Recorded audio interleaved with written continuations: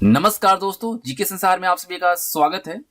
आज आपके लिए एससीईआरटी क्लास 5 का पर्यावरण और हम का नोट्स लेकर आए हैं, जो कि आपके बिहार सहायक भर्ती परीक्षा के साथ साथ विभिन्न परीक्षाओं के लिए काफी इंपॉर्टेंट होने वाला है। तो चलिए बिना देर के सेशन को स्टार्ट करते हैं। बस आपसे काइंडली रिक्वेस्ट होगी कि अगर आपको नोट्स पसंद आता है तो चैनल को सब्सक्राइब करने के साथ साथ बेल आइकन को प्रेस कर लीजिएगा और वीडियो को अपने दोस्तों के साथ भी शेयर कीजिएगा। तो चलिए नोट्स को हम स्टार्ट करते हैं और पहले हम यहाँ पे जो बात करेंगे वो अध्याय 1 यानी कि चैप्टर 1 से यहाँ पे हम शुरू करेंगे।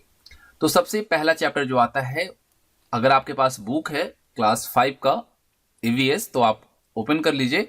यहाँ पे पहला चैप्टर आता है पटना से नाथुला की यात्रा, और इस यात्रा में जो इंपॉर्टेंट चीजें निकल कर आती हैं, जो कि आपके एग्जाम दृष्टि से इंपॉर्टेंट है, हमने इसमें कवर किया है। तो सबसे पहले हम बात करते हैं पटना की। आप सब जानते हैं पटना जो है बिहार की राजधानी है, बिहार की कैपिटल है, और इसका प्राचीन नाम पाटलिपुत्र था। आप कमेंट करके बताएंगे कि पाटलिपुत्र जो नगर है इसको किसके द्वारा बसाया गया था। अब यहाँ पे हम बात करते हैं नाथुला की। नाथुला जो है ये हिमालय का एक पहाड़ी दर्रा है जो सिक्किम और दक्षिण तिब्बत में किसे जोड़ता है? चुम्बी घाटी को जोड़ता है। ठीक है, नाथुला हिमालय का एक पहाड़ी दर्रा है जो सिक्किम और दक्षिण तिब्बत में चुम्बी घाटी को जोड़ता है। नाथुला का जो रास्ता था वो प्राचीन काल में सिल्क मार्ग नाम से जाना जाता था। ठीक है, नाथुला का जो प्राचीन काल का रास्ता था उसे हम सब सिल्क मार्ग के तौर पे जानते थे। इसी यात्रा के क्रम में अगली जो पॉइंट निकल कर आती है वो है दार्जिलिंग। दार्जिलिंग कहाँ पे है? वेस्ट बंगाल में है, यानी कि पश्चिम बंगाल में है। ये जो नगर है यानी कि दार्जिलिंग जो है वो शिवालिक पर्वतमाला में लघु हिमालय में स्थित है। कौन से हिमालय में? लघु हिमालय में अवस्थित है। और ये जो दार्जिलिंग जगह है ये आपके घूमने के लिए, पर्यटक के लिए काफी अच्छा जगह है। यहाँ पे लोग घूमने जाते हैं, लेकिन ये अंतर्राष्ट्रीय स्तर पर ख्याति इसको जो मिला है वो चाय के लिए मिला है। यहाँ पे जो चाय होती है वो बहुत अच्छी क्वालिटी की होती है और इसे अंतर्राष्ट्रीय स्तर पर प्रसिद्धि मिली है। अगर हम बात करें चाय की यहाँ पे कब से उपज हो रही है, कब से इसकी बागवानी हो रही है, तो 1856 यानी 1856 से यहाँ पे इसकी शुरुआत हुई है चाय की। दार्जिलिंग में ही हमने देखा हिमालयन रेलवे है जो कि यूनेस्को विश्व धरोहर स्थल में शामिल किया गया है 1999 में। ठीक है, दार्जिलिंग की हिमालयन रेलवे जो है इसको यूनेस्को विश्व धरोहर स्थल में 1999 में शामिल किया गया। उसके बाद जो अगला यहाँ पे पॉइंट निकल कर आता है और जो अच्छा स्पोर्ट है वो है टाइगर हिल। ठीक है, टाइगर हिल जो है अगर इसकी हम समुद्र तल से ऊंचाई की बात करें तो 8500 फीट है। कितनी है? 8500 फीट। टाइगर हिल कहाँ पे? वेस्ट बंगाल में ही है, दार्जिलिंग में ही है। ठीक है, इसी को आप याद रखिएगा।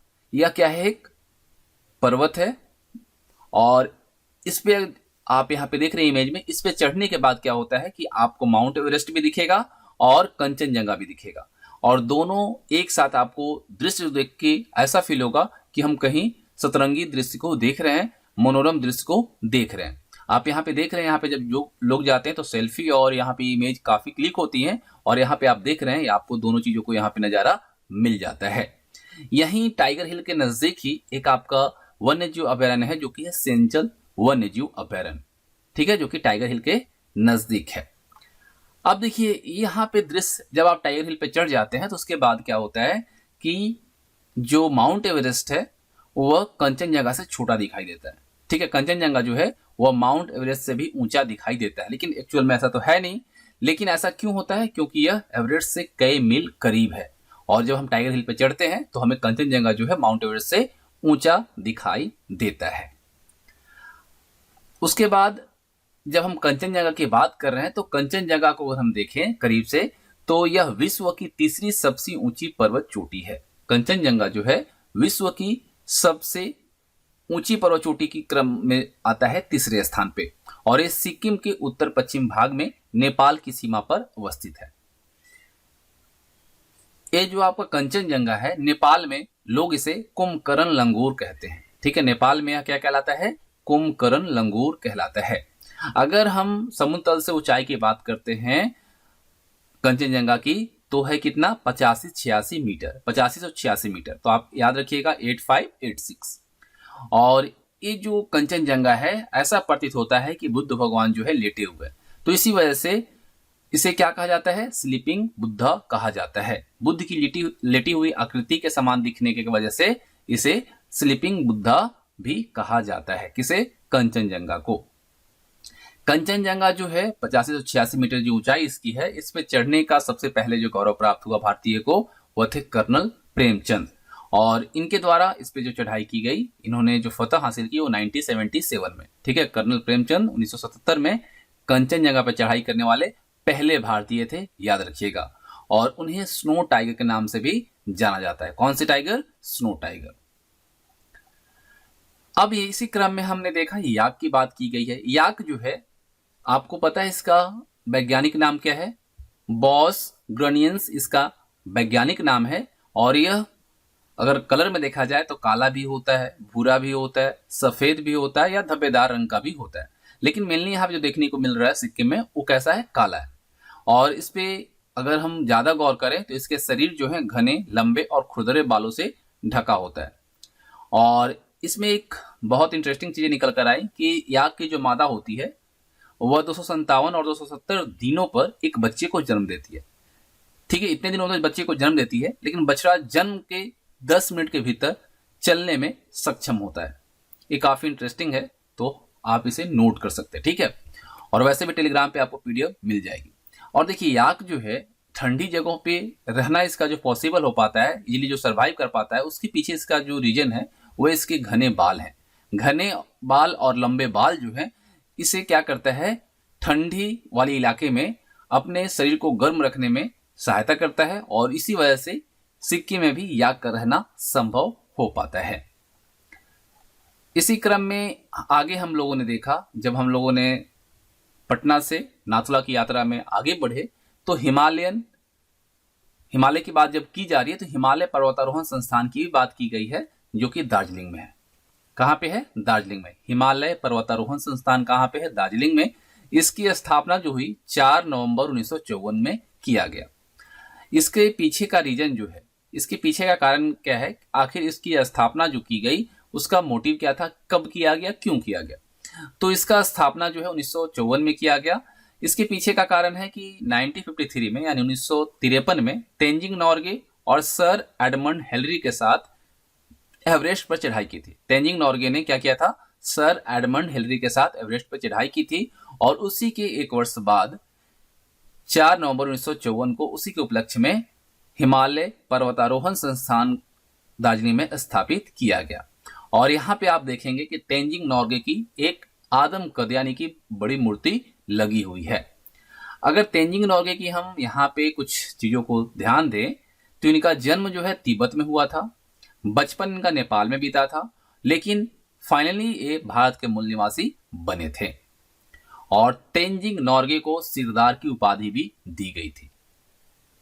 दो चीजों को यहाँ पे आपको याद रखना है कि तेंजिंग नॉर्गे कब एवरेस्ट पे चढ़ाई की थी? 1953 में। और हिमालय पर्वतारोहण संस्थान कब स्थापित किया गया? 1954 में, 4 नवंबर 1954 को। ठीक है, अब यहाँ पे हम सिरदार की बात कर रहे हैं। सिरदार जो है ये उपाधि इनको दी गई थी। तो सिरदार का मतलब क्या होता है? सिरदार मतलब जो पर्वतों पे चढ़ने में पारंगत हो, और वैसे व्यक्ति को दार्जिलिंग में सिरदार कहा जाता है। ठीक है, आप यहाँ पे देख रहे हैं दोनों को, कौन कौन है? तेंजिंग नॉर्गे और सर एडमंड हिलरी। अब हम लोगों ने कंचनजंगा की बात की, हिमालय पर्वतारोहण संस्थान की बात की, इसी क्रम में आया बात एवरेस्ट की।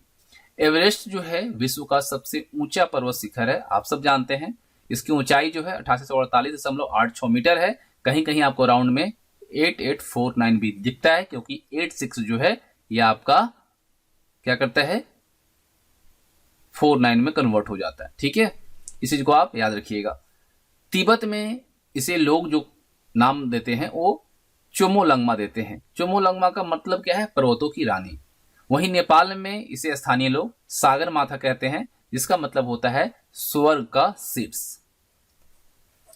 तो याद रखिएगा, तिब्बत में इसे क्या कहलाता है? एवरेस्ट। ये कहलाता है आपका चोमोलंगमा, और नेपाल में इसे लोग कहते हैं सागर माथा।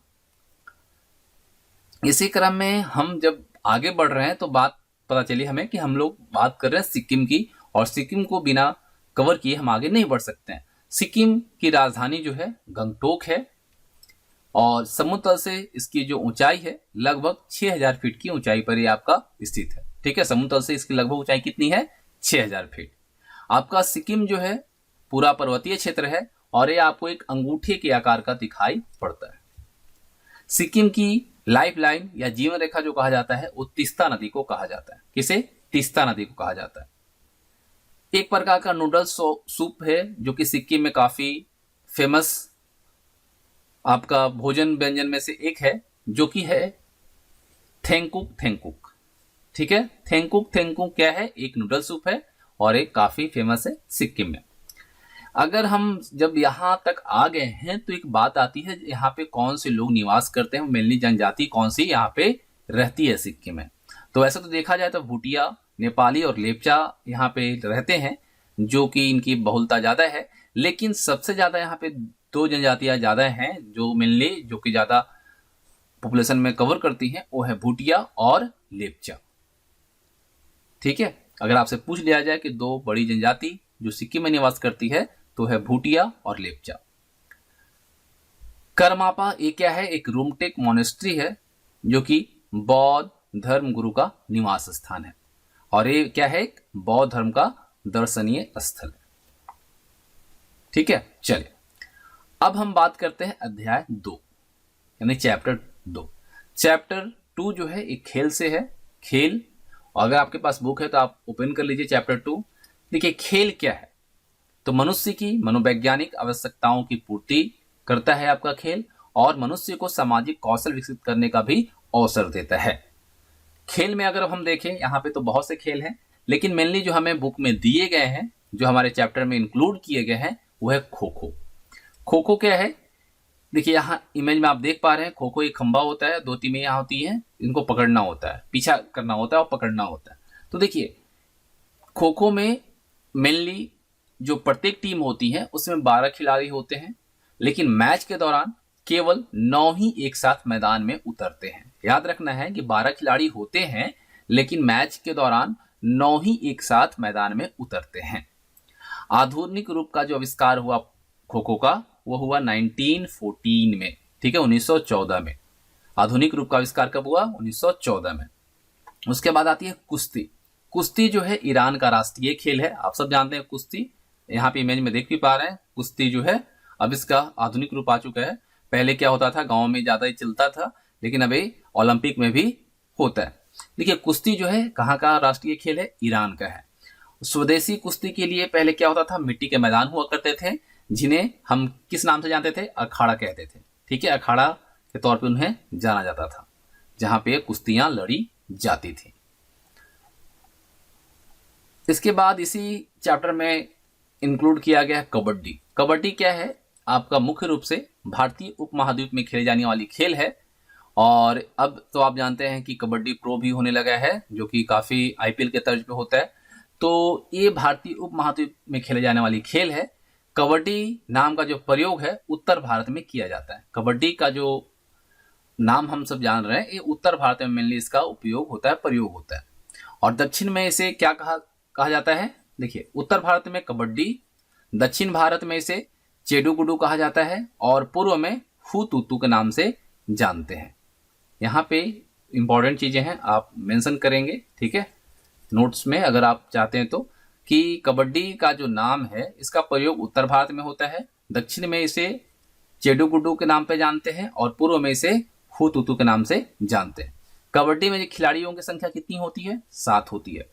और कबड्डी महासंघ के हिसाब से कोर्ट का जो माप होता है, ठीक है, जो कोर्ट होता है आप जहां पे कबड्डी खेली जाती है, इसका जो डायमेंशन होता है वो 13 मीटर इंटू 10 मीटर का होता है। अब बात आती है क्रिकेट। क्रिकेट को कौन नहीं जानता, है ना। क्रिकेट टीम में कितनी खिलाड़ी होती है? एक टीम में 11 खिलाड़ी होते हैं और इसकी शुरुआत जो है वो साउथ इंग्लैंड में हुई थी, दक्षिणी इंग्लैंड में हुई थी। अगर हम पिच के दोनों ओर की बात करें दूरी, ये जो आपका पिच है इसकी दूरी जो होती है वो 22 गज में, अगर गज में पूछा जाए तो 22 गज और मीटर में पूछा जाए तो 20 मीटर होती है। और इसी दो छोरे पे क्या होता है, दो छोर पे विकेट लगाई जाती है। अंतर्राष्ट्रीय क्रिकेट परिषद यानी आईसीसी, इसका मुख्यालय कहाँ पे है? दुबई में है। और वहीं अगर आपसे पूछ लिया जाए बीसीसीआई का मुख्यालय कहाँ है, तो मुंबई में है। ठीक है, चलिए अगला जो खेल आता है हमारे लिस्ट में वो आता है जूडो, जो कि आपके बुक में भी दिया गया है। जूडो क्या है? देखिए जूडो जो है ये मार्शल आर्ट के अंदर आता है और इसे 1882 में जापान में बनाया गया एक आधुनिक क्या है, जापानी मार्शल आर्ट है और एक लड़ाकू खेल है। देखिए मार्शल आर्ट होता क्या है? मार्शल आर्ट जो है एक युद्ध कला है। मार्शल आर्ट जो है एक युद्ध कला है और इसे अपनी आत्मरक्षा के लिए मेनली इसको सीखा जाता है और किया जाता है।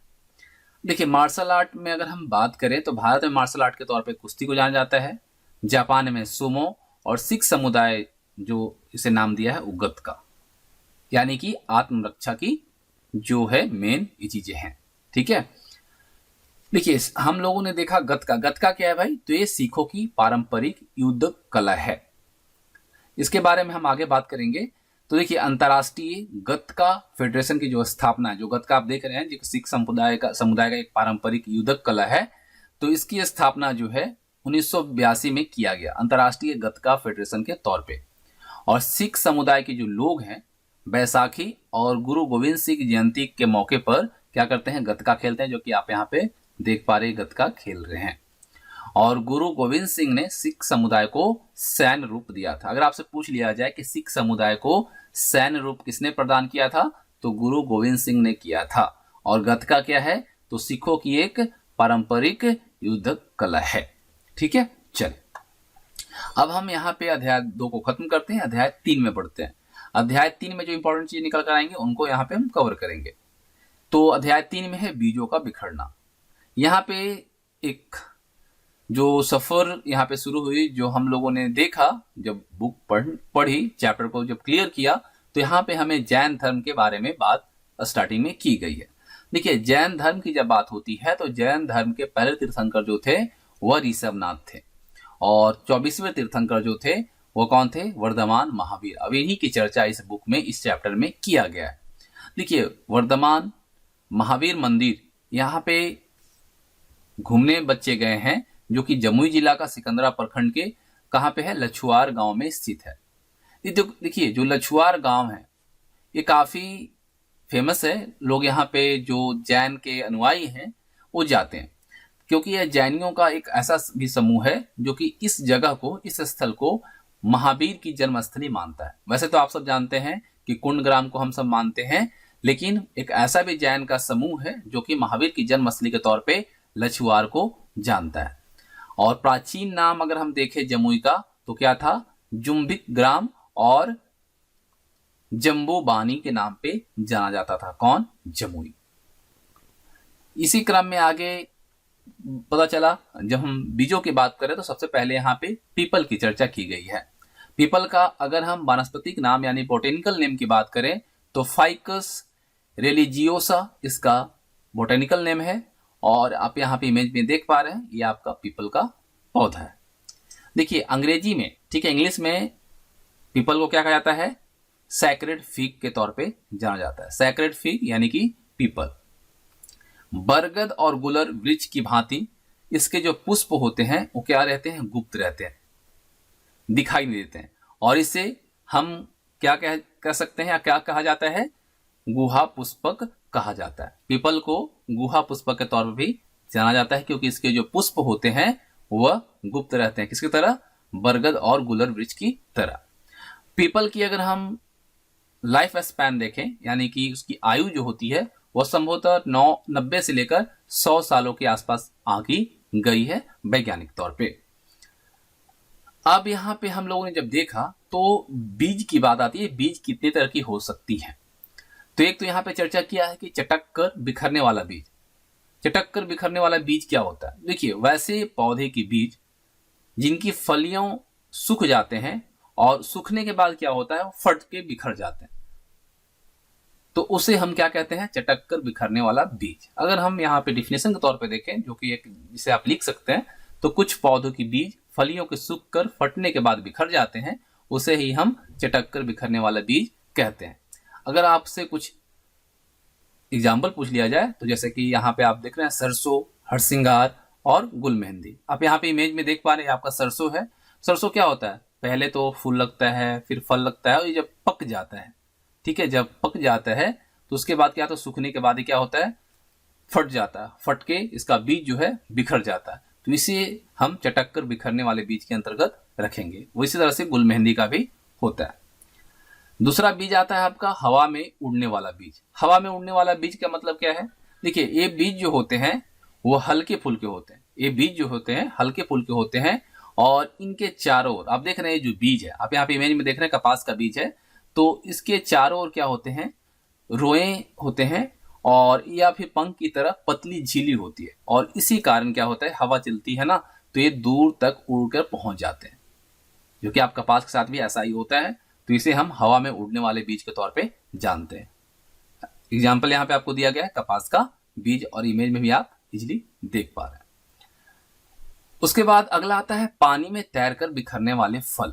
देखिए कुछ पौधे के फल जो होते हैं पानी में तैरकर एक स्थान से दूसरे स्थान तक पहुंच जाते हैं। उसी में आपका आता है कमल के बीज का, यहाँ पे आपको इमेज में दिख रहा है कटा हुआ फल। देखिए ऐसा क्या होता है कि कमल आपको पानी में रहता है, आप सब जानते हैं, तो इसका फल जो होता है वो हल्के पानी में तैरने वाले होते हैं, हल्के होते हैं और पानी में क्या होते हैं, तैरने वाले होते हैं। जब फल जो है सड़ और गल जाता है उसके बाद क्या होता है, इसके बीज बिखर जाते हैं और ये पानी में तैरकर एक जगह से दूसरी जगह चले जाते हैं, और वहां पे क्या होते हैं, उसको वो अंकुरित होकर के वहां पे हो जाता है। तो इसी में अगर देखा जाए तो कमल और कुमुदनी के फल आते हैं, जिसमें हम कह सकते हैं कि पानी में तैरकर बिखरने वाले फल के अंतर्गत आते हैं कौन, कमल और कुमुदनी।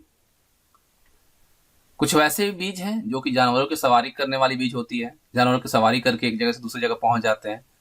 तो आप यहाँ पे देख रहे हैं ये आपका गोखरू का बीज है, और ये इजिली जानवरों के साथ एक स्थान से दूसरे स्थान सफर करती है और वहीं पे अपनी पौधे को जन्म देती है। देखिए वैसे बीज जो पशुओं के शरीर से चिपक कर एक स्थान से दूसरे स्थान पर चले जाते हैं, उन्हें हम जानवरों की सवारी करने वाली बीज के अंतर्गत रखते हैं। बीजों के बिखरने में पशु भी क्या करते हैं, महत्वपूर्ण भूमिका निभाते हैं। ये देखिए कांटा टाइप का होता है, कटीला होता है, और उनके स्किन पे क्या होता है, चिपक जाता है। जब घास चढ़ने जाती है तो चिपक जाता है। उसके बाद वो जाते हैं, जहां पे जाते हैं वहां पे वो बीजें साथ में चली जाती हैं, और जब गिरती हैं तो वहीं पे वो अनुकूल मौसम में क्या होती है, अंकुरित हो जाती है, और वहीं पे वो बीज खड़ी हो जाती है, पौधे के रूप ले लेती है। तो इसे हम जानवरों की सवारी करने वाली बीज के अंतर्गत रखते हैं। यहाँ पे एग्जाम्पल आपको दिया गया गोखरू का बीज। उसके बाद आता है पक्षियों द्वारा बिखराव वाले बीज। देखिए कुछ पौधे के बीज जो होते हैं चिपचिपे होते हैं, और उसी के कारण जब पक्षी इन फलों को खाते हैं तो बीज जो क्या होती है उनकी चोंच में चिपक जाते हैं, और इस कारण क्या है, अगर वो जहां जाएंगे अगर उसके चोंच से गिरेंगे तो वहां पे वो चीजें क्या हो जाएंगी, अंकुरित होकर के पौधे के रूप ले लेती हैं। दूसरा अगर देखें तो पक्षी जब किसी अन्य जगह जाकर अपनी चोंच बीज को छुड़ाते हैं तो वह बीज नई जगह पहुंच जाते हैं। कई फल तो ऐसे होते हैं जिन्हें पक्षी बीज सहित खा जाते हैं, है ना, क्या करते हैं, बीज के सहित खा जाते हैं, और फल क्या होता है, पच जाता है, लेकिन बीज नहीं पच पाते हैं। और जब वो मल त्याग करते हैं तो बीज बाहर निकाल आते हैं, और जहां पर वो बीज गिरते हैं वहीं पर अनुकूल परिस्थितियों में क्या होते हैं, अंकुरित हो जाते हैं और पौधे का रूप ले लेते हैं। जैसे कि बरगद है, बरगद को खा लिया और उसके बाद क्या है, जहां पे वो मल त्यागेंगे वो चीजें क्या होंगी, वहां पे अनुकूल परिस्थिति अगर होगी तो अंकुरित हो जाएंगे। तो ये क्या करती हैं, पक्षियां भी यहाँ पे एक इंपॉर्टेंट रोल प्ले करती हैं बीज को एक स्थान से दूसरे स्थान तक पहुंचाने में। तो इसको हम बरगद को और जो अमरूद है इन सभी चीजों को हम रख सकते हैं किसमें, पक्षियों द्वारा बिखराव वाले बीज के अंतर्गत। उसके बाद अध्याय 4 आता है जो कि है आपका मेरा बागीचा। मेरा बागीचा जब हम लोगों ने पढ़ा तो इसमें एक वर्ड निकल कर आया, हर्बेरियम। हर्बेरियम क्या होता है, तो हर्बेरियम जो है पौधे को एकत्रित नमूनों का एक प्रकार का भंडार या भंडार गृह है, जिसे आमतौर पर सुखाया जाता है, दबाया जाता है और सीट पर क्या किया जाता है, संरक्षित किया जाता है, जो कि आप इमेज में यहाँ पे देख पा रहे। पौधे को पेपर स्लाइड में क्या किया गया, उसको रखा गया, उसके बाद उसको दबाया गया और सीट से उसको संरक्षित किया गया, जो कि आप यहाँ पे इमेज में देख रहे हैं। इसका इंपॉर्टेंस क्या है, महत्व क्या है, तो देखिए हर्बेरियम का महत्व अगर देखें तो ये अनुसंधान और प्रदर्शनी के लिए पौधों के बारे में विस्तृत वैज्ञानिक जानकारी प्रदान करता है। इसका जो उपयोग होता है मेनली वो अज्ञात वनस्पति यानी पौधे की पहचान और उनका क्लासिफिकेशन यानी वर्गीकरण के लिए किया जा सकता है। यह महत्वपूर्ण नमूनों को सुरक्षा प्रदान करता है और इसी के अंदर फ्लोरा, मैनुअल और मोनोग्राफ का भी संकलन किया जाता है। अब देखिए, अगर हम कुछ महत्वपूर्ण हर्बेरिया की बात करें तो रॉयल बॉटेनिकल गार्डन जो कि केवल लंदन में है, जो कि दुनिया का सबसे बड़ा हर्बेरियम है। अगर आपसे पूछ लिया जाए कि दुनिया का सबसे बड़ा हर्बेरियम कहाँ है, तो है आपका लंदन में, जो कि नाम क्या है उसका, रॉयल बॉटेनिकल गार्डन। इसमें कुल लगभग देखें तो 6.5 मिलियन पौधे के नमूने हैं और इसको स्थापित किसने किया था? विलियम एल्टन ने किया था। कब? 1759 में। उसके बाद आता है British museum of natural history जो कि पेरिस में है। यहां पर कुल मिलाकर लगभग 6 मिलियन प्रजातियां हैं। न्यूयॉर्क बॉटेनिकल गार्डन जो कि न्यूयॉर्क अमेरिका में है, यहां पर कुल मिलाकर 4 मिलियन प्रजातियां हैं। सेंट्रल नेशनल हर्बेरियम जो कि भारतीय वनस्पति उद्यान जो है, ये शिवपुर कोलकाता में है। यह भारत में सबसे बड़ा हर्बेरियम है। यहाँ पे लगभग 2 मिलियन कुल प्रजातियां अवेलेबल हैं। मद्रास हर्बेरियम जो कि कोयम्बटूर में है, भारत में कुल मिलाकर यहाँ पे अगर देखा जाए तो लगभग 1.5 मिलियन प्रजातियां यहाँ पे उपलब्ध हैं। राष्ट्रीय वनस्पतिक अनुसंधान संस्थान लखनऊ, यहाँ भारत के हर्बेरियम की कुल संख्या अगर देखा जाए तो 80,000 हैं। तो ये सभी जो है कुछ महत्वपूर्ण हर्बेरिया हैं जो कि आपको जानना चाहिए। इसी क्रम में बबूल और कैक्टस की बात की गई है। तो बबूल जो है वो भी आपका मरुभूमि का पौधा है और कैक्टस भी जो है वो मरुभूमि का पौधा है। लेकिन आपको बबूल तो अब लुप्त प्राय एक तरह से हो गया है। आप पहले आपको आपके आसपास के जो रूरल एरिया थे, गांव थे, वहां पे मिल जाते थे, लेकिन अब ये नहीं मिलता। लेकिन कैक्टस इसके अब आपको घर में कहीं लोग गमले में लगा के रखते हैं तो दिखने को मिल जाता है। लेकिन बबूल वैसे अभी बहुत कम लुप्त प्राय पौधे के अंतर्गत आते हैं। ठीक है, क्योंकि अभी हमारे एरिया में मेनली ये पहले दिखाई जो देता था, अब नहीं देता है। वैसे ये मरुभूमि का पौधा है। अब हम बात करते हैं अध्याय 5 ऐतिहासिक स्मारक। देखिए, ऐतिहासिक स्मारक जो है काफी इंपॉर्टेंट है। इससे क्वेश्चंस आपके बीपीएससी में पूछे जा चुके हैं। तो इसके अंतर्गत सबसे पहले जो यहाँ पे चर्चा किया इस चैप्टर में वो है नालंदा विश्वविद्यालय। देखिए, नालंदा विश्वविद्यालय जो है, इसके बारे में अगर हम जाने, जो कि काफी रोचक है, हमारे इतिहास के लिए काफी इंपॉर्टेंट है। यह प्राचीन काल में एक विशाल विश्वविद्यालय था। यहाँ पे विश्व के विभिन्न कोनों से लोग शिक्षा ग्रहण करने आते थे। नालंदा विश्वविद्यालय जो था एक विशाल विश्वविद्यालय था और ये विश्व का पहला आवासीय विश्वविद्यालय था। यानी कि आप यहाँ पे रह के शिक्षा ग्रहण आपको करना था। ऐसा विश्व में कहीं भी और व्यवस्था नहीं थी जब नालंदा विश्वविद्यालय में व्यवस्था दी गई थी। अगर आप यहाँ पे देख रहे हैं, जो कि अभी खंडहरों के तौर पे यहाँ पे देखने को मिल रहा है, इसकी स्थापना जो है कुमारगुप्त ने करवाई थी, या निर्माण जो करवाया था कुमारगुप्त प्रथम ने करवाया था। कब करवाया था? 5वीं शताब्दी में। ठीक है, नालंदा विश्वविद्यालय का निर्माण जो है कुमारगुप्त के संरक्षण में हुआ था, कुमारगुप्त प्रथम के संरक्षण में, और इसको स्थापित जो करवाया था 5वीं शताब्दी में करवाया था। भारतीय पुरातत्व सर्वेक्षण की पुस्तक के अनुसार 10,000 से अधिक छात्र थे और लगभग 2,000 शिक्षक इस विश्वविद्यालय में थे। 8वीं शताब्दी से लेकर 12वीं शताब्दी के बीच इस विश्वविद्यालय का उत्कर्ष काल रहा था। गुप्त वंश के पतन के बाद सम्राट हर्षवर्धन और पाल शासकों का भी संरक्षण जो है इस विश्वविद्यालय को मिला था। 7वीं शती में जब वेनसांग आया था, उस समय इस विश्वविद्यालय में 10,000 विद्यार्थी और 1510 आचार्य उपलब्ध थे। ठीक है, वेनसांग जब आया था उस समय यहाँ पे विद्यार्थियों की संख्या 10,000 थी और आचार्य जो थे वो 1510 आचार्य हुआ करते थे। अगर यहाँ पे वेनसांग की बात की जाए तो वेनसांग जो था एक चीनी बौद्ध भिक्षु था, चाइना का था। ठीक है, चीन का था और एक बौद्ध भिक्षु था। हर्षवर्धन के शासनकाल में भारत आया था। कई दफा क्वेश्चन पूछा जा चुका है कि हर्षवर्धन किसके शासनकाल में भारत आया था, तो हर्षवर्धन के शासनकाल में आया था। भारत में लगभग 15 वर्षों तक रहा था और अपनी पुस्तक सी यू की में अपनी यात्रा और तत्कालीन भारत का विवरण जो है इसमें दिया है। वर्णनों से हर्षकालीन भारत की सामाजिक, आर्थिक, धार्मिक और सांस्कृतिक अवस्था का परिचय मिलता है। अगर आपसे पूछ लिया जाए हर्षवर्धन के शासनकाल में तो आया ही था, लेकिन कौन सी पुस्तक है जिसमें हर्षकालीन भारत की सामाजिक, आर्थिक, धार्मिक और सांस्कृतिक अवस्था का परिचय मिलता है तो है ह्वेनसांग की पुस्तक सी यू की। ठीक है, देखिए ह्वेनसांग के समय में जो नालंदा विश्वविद्यालय था उसके प्रमुख थे सिलभद्र। कौन थे? सिलभद्र। याद रखना है आपको, ह्वेनसांग जिस समय विश्वविद्यालय में आए थे उस समय उसके प्रमुख थे सिलभद्र, जो कि एक महान आचार्य, शिक्षक और विद्वान थे।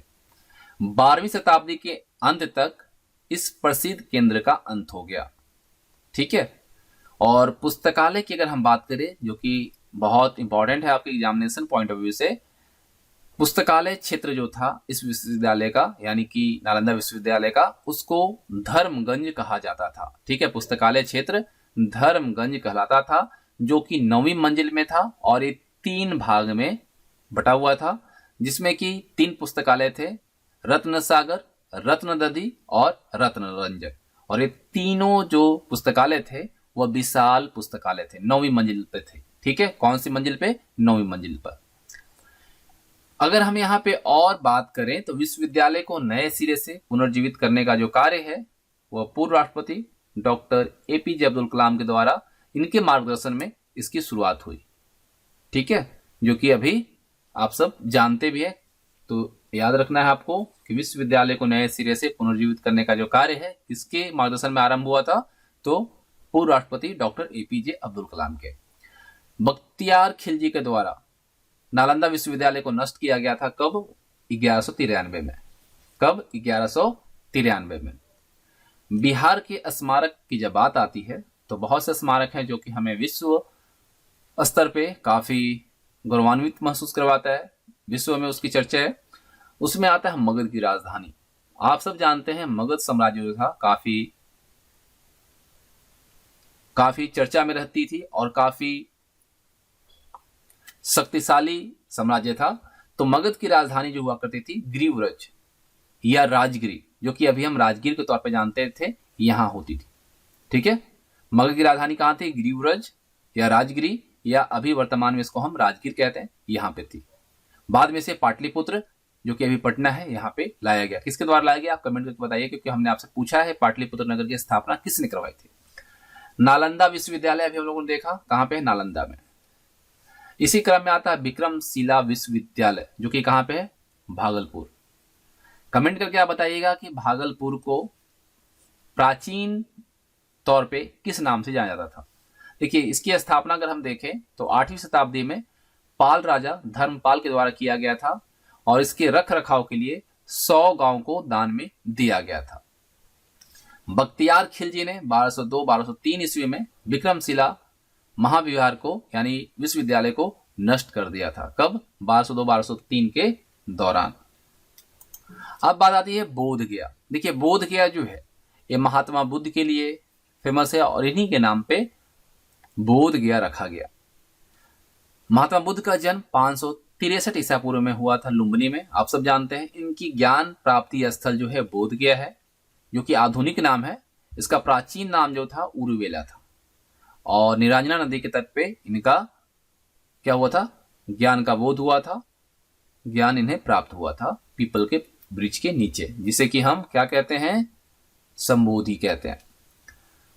बुद्ध का अर्थ क्या है? ज्ञान।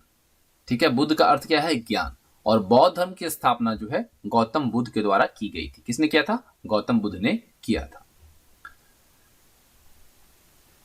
वैशाली, जो कि भगवान महावीर के लिए जाना जाता है। भगवान महावीर जो थे 24वें तीर्थंकर थे जैन धर्म के और इनको जैन धर्म का वास्तविक संस्थापक भी माना जाता है। महावीर स्वामी के जो अनुयायी जो हुए उनको निग्रंथ कहा जाता है। ठीक है, क्या कहलाते थे? निग्रंथ। और महावीर स्वामी का जन्म आप सब जानते हैं, ये जो हुआ था 540 ईसा पूर्व में, और कहाँ पे? वैशाली की कुंडग्राम में हुआ था। लेकिन जैनियों के एक ऐसे भी समूह है जो कि जमुई के सिकंदरा प्रखंड में लछुआड़ गांव जो है उसे भी क्या मानते हैं? वर्धमान महावीर यानी भगवान महावीर का जन्म स्थल मानते हैं। महावीर स्वामी को रिजुपालिका नदी के तट पर ज्ञान प्राप्त हुआ था और इनकी मृत्यु जो है वो कहाँ पे हुई थी? पावापुरी में हुई थी 468 ईसा पूर्व में। और जैन भिक्षुओं को नग्न रहने की, ठीक है, बिना वस्त्र के रहने की जो शिक्षा है वह महावीर स्वामी के द्वारा दिया गया था। इसी को भी आप याद रखिएगा। आप सब जानते हैं श्वेतांबर दिगंबर, श्वेतांबर जो श्वेत कपड़े धारण करते हैं, दिगंबर जो नग्न रहते हैं, लेकिन नग्न रहने की जो शिक्षा है वो किसके द्वारा दी गई थी? महावीर स्वामी के द्वारा दिया गया था। अब देखिए बिहार में ही और चीजें हैं जो कि हमें जानना चाहिए। तो सिखों के अंतिम जो गुरु थे गुरु गोविंद सिंह, इनका जन्म स्थान है पटना साहिब। बिहार सूफी संतों का भी केंद्र रहा है और प्राचीन काल में सम्राट अशोक का राज्य भी रहा है आपका बिहार। सम्राट अशोक ने जन कल्याणकारी संदेशों के साथ अनेक स्तंभ बनवाए, जिसमें कि बिहार में जो है नंदनगढ़, लौड़िया और कोल्हुआ, ये दोनों इंपॉर्टेंट है। कई दफा इससे क्वेश्चन आपके पूछे जा चुके हैं। और ये आप बौद्ध स्तूप जो देख रहे हैं, ये विश्व का सबसे ऊंचा और सबसे बड़ा बौद्ध स्तूप है, जो कि मोतिहारी के केसरिया में स्थित है। बिहार के मोतिहारी जिले के केसरिया में विश्व का सबसे ऊंचा और बड़ा बौद्ध स्तूप स्थित है, जो कि इमेज में आप देख भी पा रहे हैं। और अगर हम कुछ स्मारक की बात करें तो अशोक स्तंभ, वैशाली स्तूप, पटना का गोलघर। देखिए गोलघर आप जो देख रहे हैं, इस पे चढ़ने के बाद आपको पटना का पूरा नजारा दिख सकता है, गंगा नदी और पूरी पटना आपको यहाँ से, पूरी पटना नहीं, पटना आपको दिख जाती है बहुत अच्छी तरह से। तो देखिए यहाँ पे अगर हम बात करें गोलघर की, तो गोलघर जो है क्या इसका बनाने का मकसद था, तो इसको एक अनाज का भंडारण के लिए बनाया गया था। और जब 1770 में जब अकाल आया था, और उसी अकाल को देखने के बाद अन्न का भंडारण के लिए इसको बनवाया गया। कब? 1786 में बनवाया गया। और ब्रिटिश सेना के जो कैप्टन थे जॉन गार्गिस्टन, इनके द्वारा बनाया गया था। ठीक है, कैप्टन जॉन गार्गिस्टन के द्वारा गोलघर पटना बनवाया गया था। और अगर हम इसकी ऊंचाई की बात करें तो इसकी ऊंचाई 29 मीटर है। अब कुछ और है जो कि आपको बिहार में है, पावापुरी का जल मंदिर। अगर आपसे पूछ लिया जाए बिहार में जल मंदिर कहाँ है, तो पावापुरी में। आप यहाँ पे देख रहे हैं औरंगाबाद का देव सूर्य मंदिर, जो कि यहाँ पे चैत और कार्तिक में छठ का बहुत पर्व को धूमधाम से मनाया जाता है, और यहाँ पे 10 से 15 लाख की भीड़ लगती है। औरंगाबाद का देव सूर्य मंदिर तथा पावापुरी का जल मंदिर यहाँ पे अद्भुत है, आप हम लोगों ने देखा। पटना म्यूजियम जो है वो भी काफी फेमस है, क्योंकि बिहार के लोग इसे काफी यहाँ पे जाते हैं, क्योंकि बिहार के बारे में जानने को यहाँ से मिल जाता है। गोलघर के ऊपर अगर आप चढ़ेंगे तो पटना शहर और गंगा का दर्शन अच्छी तरह से किया जा सकता है, जो कि बुक में आपको यहाँ दिया गया, हमने आपको बताया। अब अगला अध्याय आता है अध्याय 6, सिंचाई के साधन। इससे भी क्वेश्चन आपके पूछे जा सकते हैं। देखिए सिंचाई आखिर है क्या? सिंचाई की अगर हम बात करें तो देखिए आप कहेंगे वर्षा से सिंचाई नहीं होती है। सिंचाई वैसा एक साधन है जिसे हम आर्टिफिशियल यानी कि कृत्रिम रूप से मैनुअल तौर पे पानी का जो क्या है पानी पहुंचाते हैं अपने खेतों तक, अपने पौधों तक। ठीक है, तो अगर इसको डेफिनेशन के तौर पे हम देखें तो जब कृत्रिम रूप से विभिन्न साधनों के द्वारा पानी का उपयोग खेती के लिए किया जाता है तो उसे सिंचाई करते हैं। ठीक है, लेकिन वहीं अगर हम जो बुक है जो कि हम फॉलो कर रहे हैं अभी SCERT, अगर इसमें जो डिफिनेशन दिया गया उसको देखें तो निश्चित अंतराल पर खेतों को विभिन्न साधनों की सहायता से पानी उपलब्ध कराना सिंचाई कहलाता है। तो दोनों चीजों को आप यहाँ पे देख लीजिए। ठीक है, अब सिंचाई के प्रमुख साधन की अगर हम बात करें तो मेनली हम बिहार के बारे में बात कर रहे हैं, तो बिहार में सिंचाई के जो प्रमुख साधन है वो 4 हैं: नहर, कुआं, नलकूप और तालाब। नलकूप जो है इसको आधुनिक सिंचाई का साधन माना जाता है। ठीक है, दक्षिण बिहार में जो आहर है और पाइन है, इस सिंचाई के अनेक साधन है। अब हम आगे बात करेंगे कि आहर क्या होता है, पाइन क्या होता है। ठीक है, ये आप देख रहे हैं जो ये नलकूप है, जो कि अभी आधुनिक सिंचाई का साधन हमारे लिए है। देखिए नहर जो है वो बिहार में सिंचाई का प्रमुख साधन है। अगर आपसे पूछ लिया जाए बिहार में सिंचाई का प्रमुख साधन क्या है, तो है नहर। बिहार में 2 प्रकार की नहरें हैं। एक तो है नित्यवाही नहरें, इनमें साल भर जल रहता है, और यह मेनली उत्तरी बिहार की अधिकांश नहरें हैं जो कि क्या है, नित्यवाही नहरें हैं। ठीक है, नित्यवाही नहरें जो हैं वो क्या करती हैं, साल भर इसमें जल रहता है, और ऐसी आपको जो नहरें हैं आपको उत्तरी बिहार में देखने को मिलती हैं। दूसरा जो आता है नहर, वो आता है मौसमी नहर, जिसे हम अनित्यवाही नहर के तौर पर भी जानते हैं, जो कि सीधे नदियों से निकाली गई है, लेकिन इनमें नदियों से वर्षा काल का अतिरिक्त जल प्रवाहित होता है। ठीक है, इसे हम कहते हैं मौसमी नहरें या अनित्यवाही नहरें। नित्यवाही नहरें जो होती हैं वो मौसमी नहरों की तुलना में कृषि के लिए अधिक लाभदायी होती है, क्योंकि इसमें क्या होती है, सालों भर पानी रहता है। बिहार में अगर हम देखें तो नहरों के द्वारा जो सिंचित क्षेत्र है वह आपका 28% है, 28% है। अब देखिए नलकूप, नलकूप को हम आधुनिक सिंचाई का साधन कहते हैं और ये दूसरा प्रमुख साधन है आपका नलकूप, जिसको हम डीजल इंजन या कि इलेक्ट्रिसिटी से विद्युत शक्ति के द्वारा ऑपरेट करते हैं, चलाते हैं।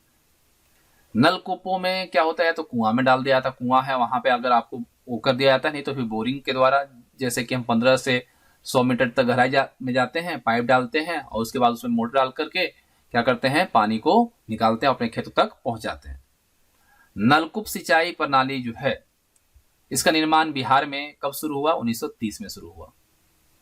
और नलकूप कुल सिंचाई भूमि का लगभग कितना है, 53% क्षेत्र को सिंचित करता है। कितना, 53% एरिया को ये क्या करता है, सिंचित करता है।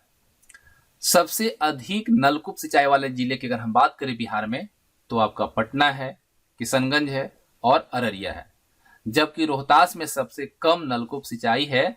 ऐसा क्यों, क्योंकि ये जो क्षेत्र है आपका रोहतास का, वहां पे नहर की उपलब्धता है और नहर सिंचाई यहाँ पे अधिक होती है और नहर सिंचाई पे भी यहाँ पे अधिक निर्भर करता है, इस वजह से यहाँ पे कम नलकूप सिंचाई होती है।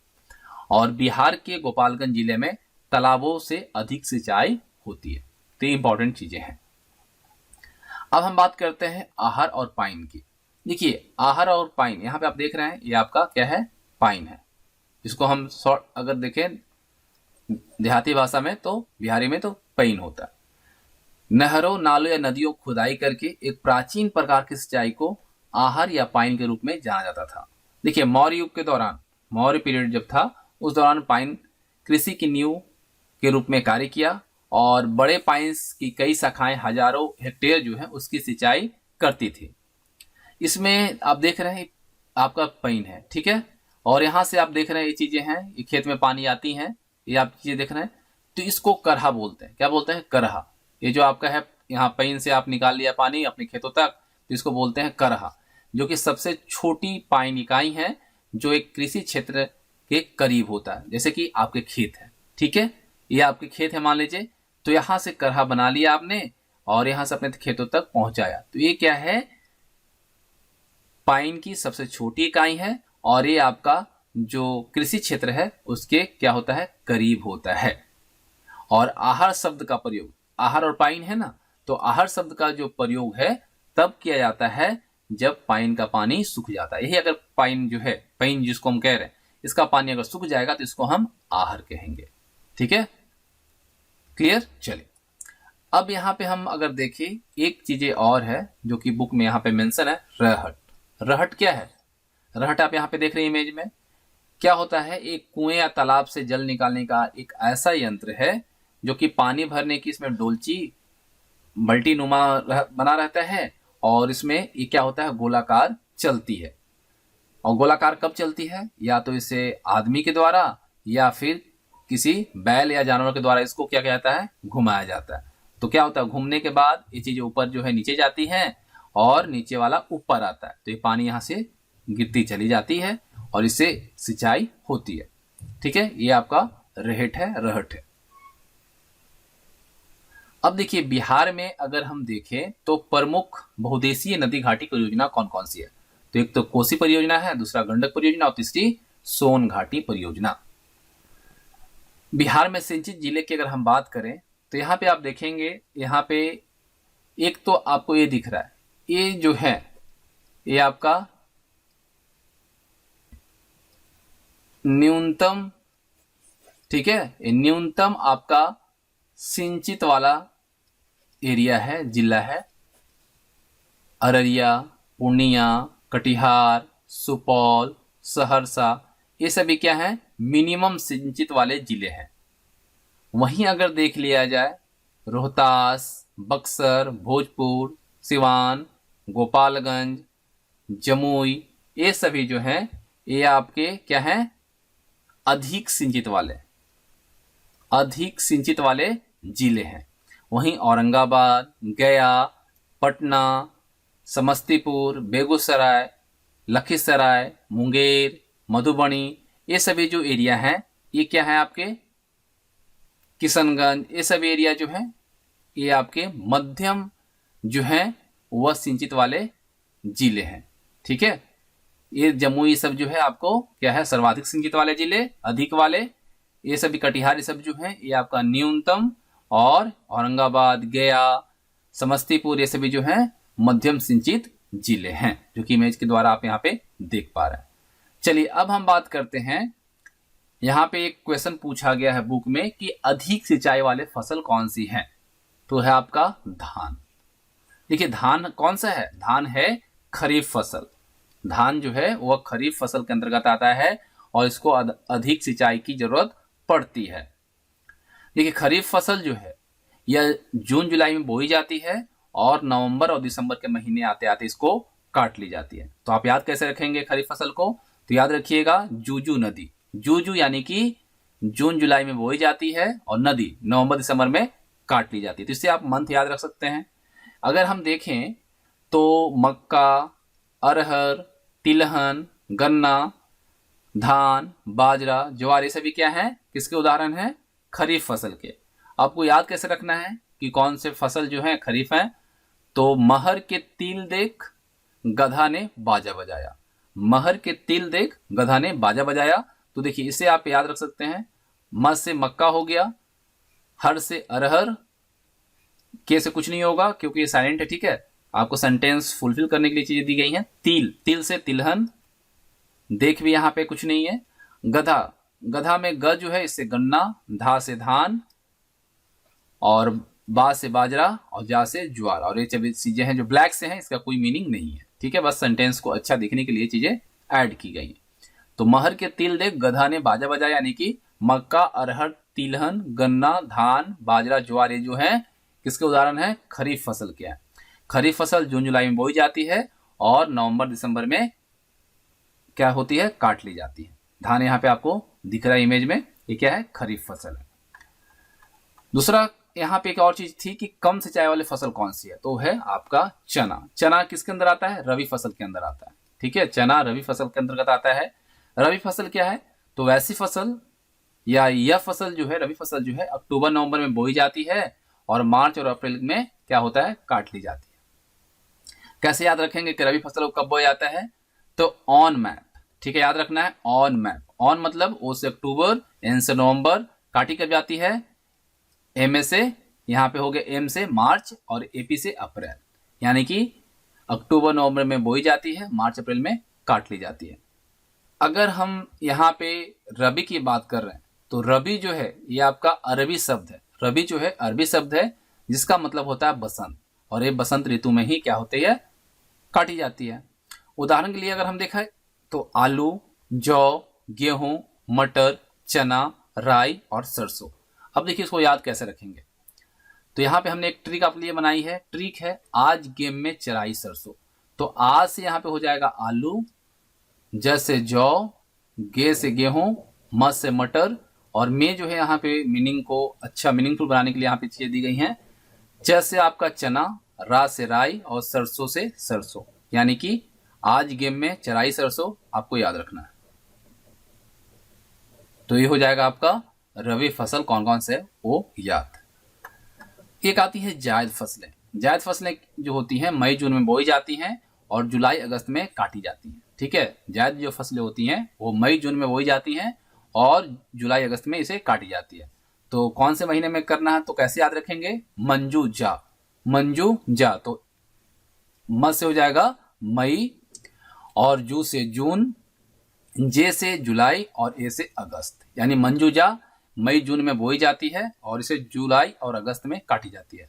इसमें जो आता है वो आता है मौसमी सब्जियां, तरबूज, ककड़ी, खीरा आदि जो है इसके उदाहरण हैं जायद फसलें की। अगर याद रखना है ट्रिक से, तो मौत का खीर, मौ से मौसमी सब्जियां, त से तरबूज, क से ककड़ी और खीर से खीरा।